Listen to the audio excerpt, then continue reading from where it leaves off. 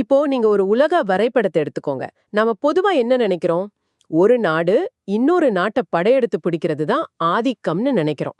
ஆமா, நிலப்பரப்பு பிடிக்கிறது தான் பவர்னு ஒரு நெனப்பு இருக்கு. கரெக்ட்.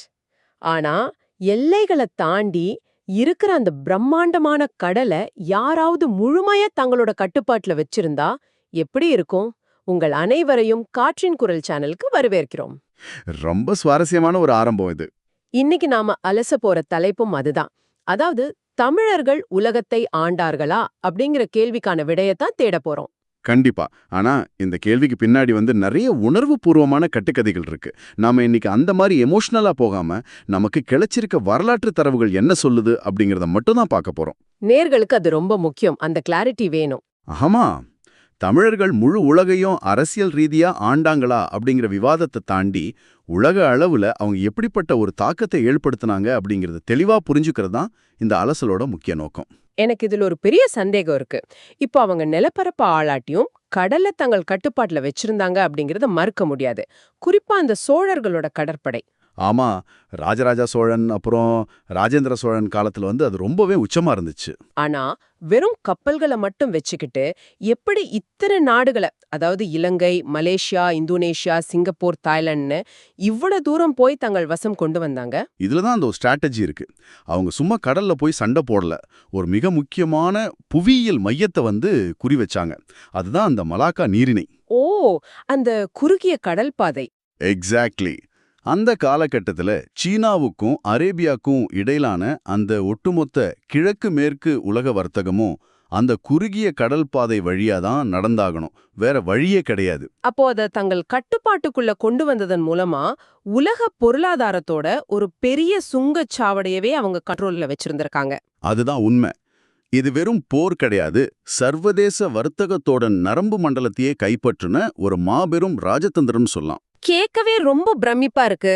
அப்போ இன்றைய வல்லரசு நாடுகள் தங்களோட வர்த்தக பாதுகாப்பிற்காக சர்வதேச கடல் வழிகளை கட்டுப்படுத்துற மாதிரி 1000 வருஷத்துக்கு முன்னாடியே அவங்க ஒரு குளோபல் சூப்பர் பவரா செயல்பட்டிருக்காங்க. கண்டிப்பா. ஆனா இதுல இன்னொரு விஷயமும் இருக்கு. வர்த்தகத்துக்காக போனவங்க எப்படி அங்க உள்ள கலாச்சாரத்தையே மாத்துற அளவுக்கு ஆதிக்கம் செலுத்தினாங்க அப்படிங்கறதா ரொம்ப முக்கியம். ஆமா, அது எப்படி சாத்தியமாச்சு? சும்மா வியாபாரம் பண்ணிட்டு வர வேண்டியதானே? இதை புரிஞ்சுக்க நாம இப்போ இருக்கிற ஒரு மாடர்ன் எக்ஸாம்பிள் பார்க்கலாம். இப்போ சிலிகான் வேலி தன்னோட டெக்னாலஜி மூலமா உலக கலாச்சாரத்தையே ஆக்கிரமிக்குது இல்லையா? ஆமா, நம்ம எல்லார் கையிலயும் இப்ப ஸ்மார்ட் போன் இருக்கு, ஆப்ஸ் இருக்கு. அதே மாதிரி தான் அன்றைய சோழர்களோட வர்த்தக நெட்வொர்க்கும் வேலை செஞ்சது.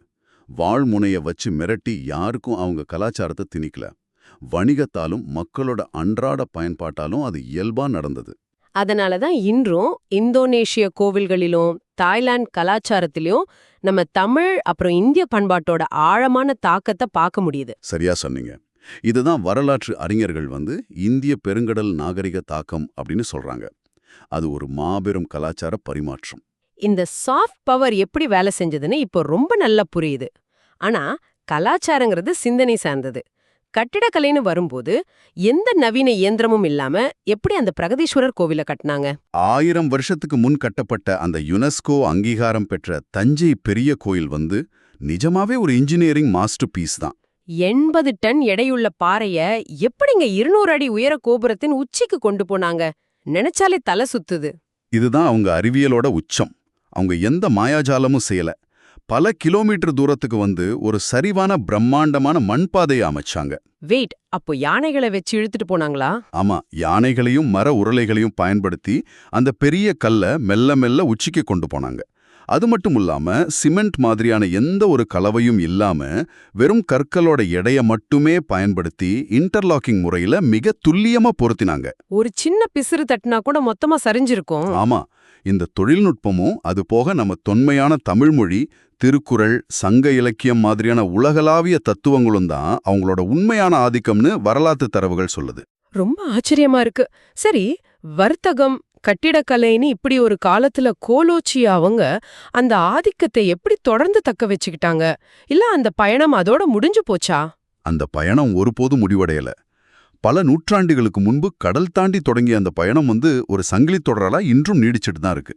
நீங்க இப்போ உலகம் முழுசும் பரவி இருக்கிற தமிழர்களை பத்தி சொல்றீங்கன்னு நினைக்கிறேன். ஆமா, இன்னைக்கு சிங்கப்பூர், மலேசியா, இலங்கை, ஐக்கிய அரபு அமீரகம், அப்புறம் மேற்கத்திய நாடுகளான இங்கிலாந்து, கனடா, ஆஸ்திரேலியான்னு உலகெங்கும் பரவியுள்ள புலம்பெயர்ந்த தமிழ் சமூகத்தை நீங்க பாருங்க. இப்போ அவங்க பிசினஸ், அரசியல், தொழில்நுட்பம், சினிமான பல துறைகள்ல முன்னணியில இருக்காங்க. கரெக்ட். ஒரு காலத்துல கடலோடிகளா சென்றவங்களோட தொடர்ச்சி தான் இன்னைக்கு பல்வேறு துறைகள்ல அவங்கள உலக அளவுல முன்னணியில நிறுத்தியிருக்கு. அப்போ மொத்தத்துல பார்த்தா தமிழர்கள் முழு உலகத்தையும் அரசியல் ரீதியா ஒரு குடையின் கீழ் ஆட்சி செய்யல அப்படிங்கிறது தான் உண்மை. கண்டிப்பா. ஆனா கடல் வாணிபத்தை கட்டுப்படுத்தியதன் மூலமும் அந்த கலாச்சார பரிமாற்றம் அப்புறம் வியக்க வைக்கும் கட்டிடக்கலை ஆகியவற்றின் மூலமும் உலகெங்கும் ஈடு இணையற்ற ஒரு தாக்கத்தை ஏற்படுத்தியிருக்காங்க அப்படிங்கறத நம்ம மறந்துடக்கூடாது. ரொம்ப அருமையா சொன்னீங்க. நேயர்களே, இந்த தகவல்களோடு எங்களோட இணைந்து கேட்டதற்கு நெஞ்சார்ந்த நன்றிகள். இன்னைக்கு நாம பார்த்தது வெறும் கடந்த கால வரலாறு மட்டும் கிடையாது. இது ஒரு தொடர் பயணம். ஆமா, 1000 ஆண்டுகளுக்கு முன்பே எல்லைகளை தாண்டி புதிய உலகங்களை ஆராய்ந்த அந்த பயணத்தின் மரபணுதான் இன்றும் உலகம் முழுவதும் பல்வேறு துறைகளில் தமிழர்கள் சாதனை படைப்பதற்கு அடிப்படை காரணமா இருக்கிறதா?